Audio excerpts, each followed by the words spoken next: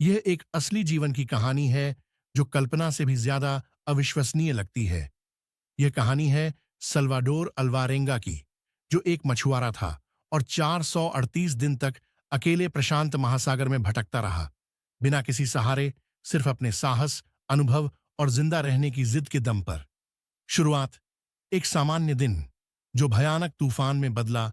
21 दिसंबर 2012 को Salvador अल्वारेंगा Mexico से मछली पकड़ने के लिए अपनी छोटी नाव में निकला।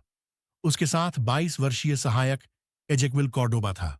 शुरुआत में सब सामान्य था, लेकिन अचानक मौसम बिगड़ गया। एक जबरदस्त तूफान आया और उनकी नाव बहक गई। रेडियो, जीपीएस, मोटर, सब खराब हो गया। अब वे दो लोग समंदर के बीचों बीच फंस गए थे। न दिशा मालूम थी, न मदद मिलने की कोई उम्मीद। मौत का सामना शुरुआती दिनों में। नाव में मौजूद खाने पीने का सामान खत्म हो गया। उन्होंने मछलियां पकड़कर, पक्षियों को मारकर और बारिश का पानी इकट्ठा करके खुद को जिंदा रखने की कोशिश की। मगर कुछ हफ्तों बाद कॉर्डोबा बीमार पड़ा। उसे कच्चा मांस खाने की आदत नहीं थी और वह दस्त व कमजोरी से मर गया। अब अल्वारेंगा पूरी तरह अकेला था। जिंदा रहने की जिद। 438 दिनों तक अल्वारेंगा समुद्र में भटकता रहा।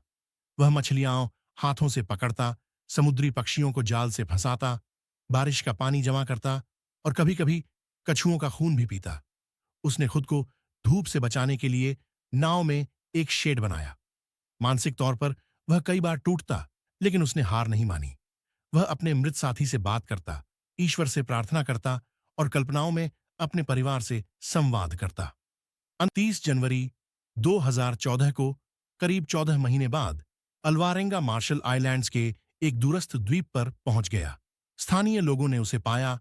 वो बेहद कमजोर, बालों से ढका और लगभग पहचान में न आने वाला था, लेकिन जिंदा था। यह किसी चमत्कार से कम नहीं था।